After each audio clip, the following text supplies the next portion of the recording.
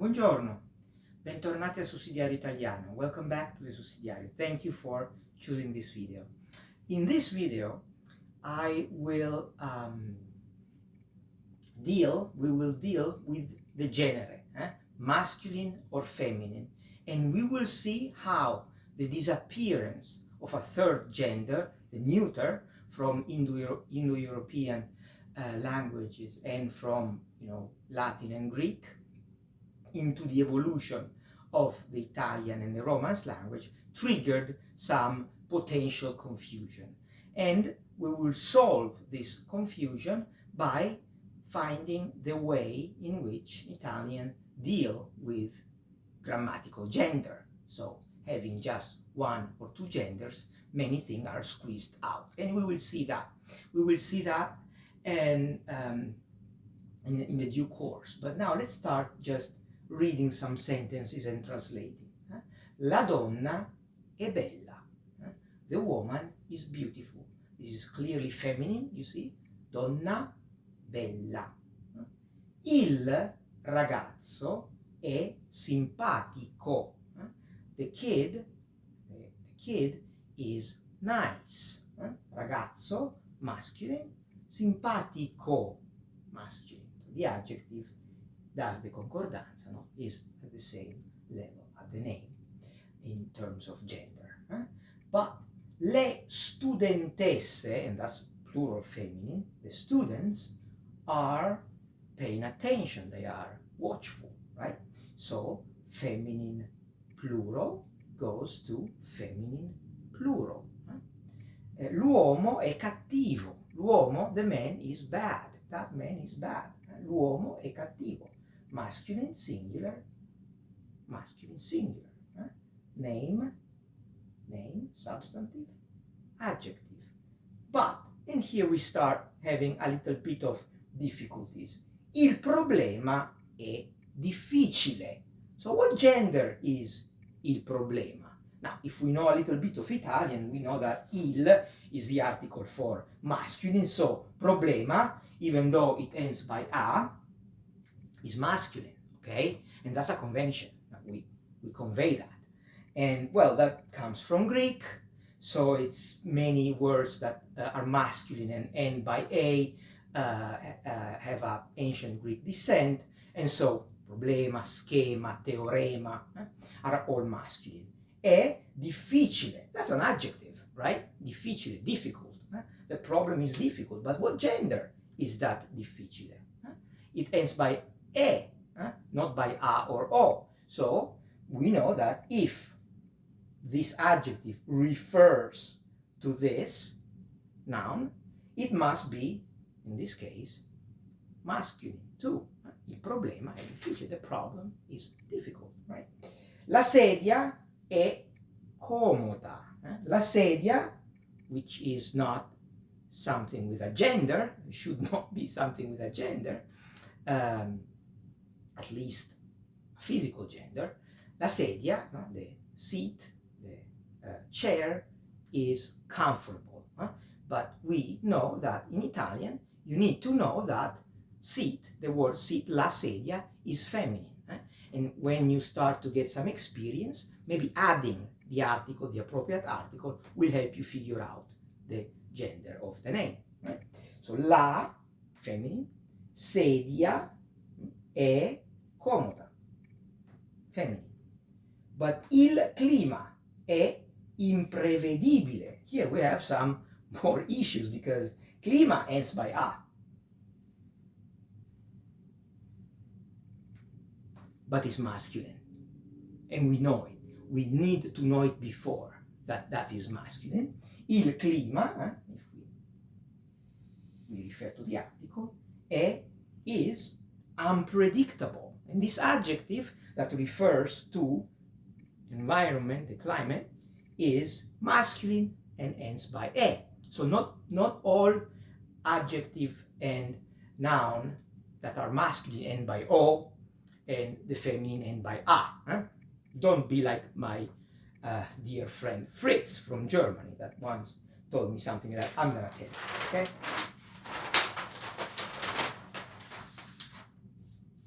So, the gender can be in Italian masculine, il maschile, il femminile, okay? Maschile, femminile, and refers to categories of words, especially the articles, illo, la, egli, le, uno, una, nomi, nouns, adjectives, difficile, bello, bella, and pronouns, lui, lei, loro, etc. What the point is, it is a little bit complicated because you know that Romance languages and Italian, among them, come from Vulgar Latin, spoken Latin, popular Latin, and Latin, as so many other Indo-European languages, come from a mother language that is lost, that nobody knows, that was called Indo-European language. And this Indo-European language had many families, from Slavic, German, Baltic, Greek, Albanian, and Italics that have nothing to do with the languages that are spoken today in Italy, okay? We will maybe have another video on the evolution of languages, etc. Maybe if you put in the comment that you're interested, I consider doing a video about that. But what is important for this video and for this gender theme video is that Indo-European had 3 genders: masculine, feminine, and neuter. And we know that because languages far away in time, like ancient Greek and Latin, had 3 genders. And contemporary languages that are Indo-European, like, for example, German and Russian, have 3 genders, and that makes things easier, probably.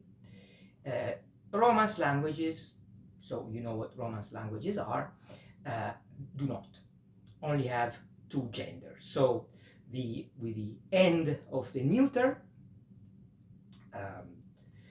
basically all the neuter, the ideals, the things that were not restricted to sex or a strict gender, were forced to take a gender. They had to go by masculine or feminine. So we have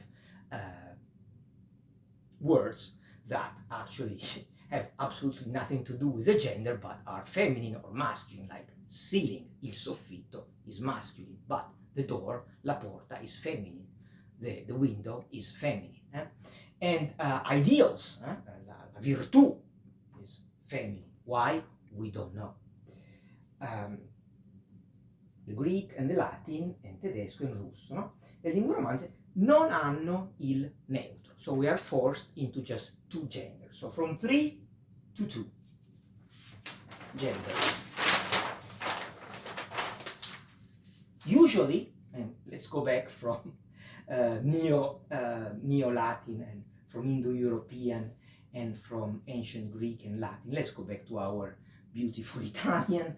And generally speaking, the masculine end in O and the feminine end in A, right? I told you before, my friend Fritz, who was not really a friend, once said, was a German guy who was looking down at me and said, Italian, it's easy, you just add A for the masculine and O for the A for the feminine and the O for the masculine, and that's it. That's not even a language. Okay, Fritz, that's right, Fritz. Let's explain it, because it's a little bit more complicated than that. But of course, many Italian words that are masculine end by O and then feminine end by A, such as, for example, il bosco, the wood, masculine, end by O. Il bambino, the kid, the little kid, end by O. La bambola, the doll, feminine, ends by A. But la casa is a concept, home, house, Well, in Italian it's feminine and it ends by a. But there are words that end by e, and not by o or by a, but they end by e, both name or adjective. Like il dottore, the doctor. In Italian we have il dottore and then la dottoressa for the female, or la dottora. I don't know if today they are still doing that, but il dottore is masculine. Il padre, the quintessential masculine figure, has father as an e, as an e as a final. La madre, same thing. Il pane, the bread, il pane is masculine, ends by e. La stazione, the station, the railway station, for example, or the bus station. La stazione ends by e, is feminine. E l'auto, which is automobile, means car, which is a very funny and interesting group of two words, one Greek, one Latin, that means movable by itself. L'automobile is feminine. L'automobile, la mia automobile è bianca, my car is white. But you have animals that have not a clear ending. Well, the ending is clear, but if you are a beginner in Italian, you may experience something when you see that it ends by e. Il cane, the dog. Il cane. Il pesce, the fish. They both end by e. They're both masculine. But when you have tu or ta, like la gioventù, the youth. La gioventù. There is this very popular Italian soccer team, Juventus, which in Latin means exactly the youth. Juventus, la Juve, is the youth. Look at that. La gioventù, feminine, but ends by u with an accent. And la virtù, which is again a caratteristic, a virtue, the quintessential virtue. The virtue is feminine. It's feminine. La virtù, plural, will stay the same. We'll say le virtù. E il poeta, the poet, masculine, but ends by a. The feminine can be la poeta or la poetessa.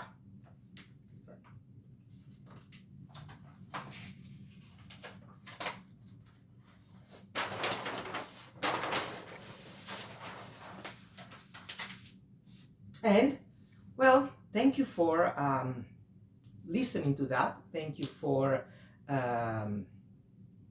letting me introduce into the theme of gender, and then we will continue with number.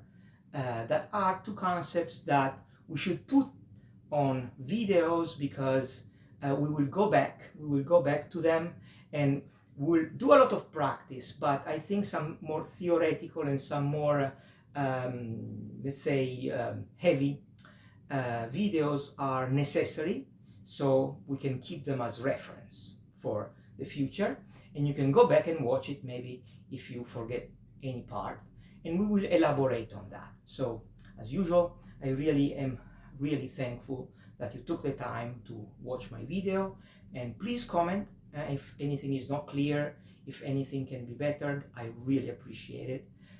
Any comments, any like, any share, any subscription. I really like to see my channel go up, and I'm very thankful for you, for your time, and I hope I gave you something in exchange. And as usual, I say coraggio, coraggio, coraggio.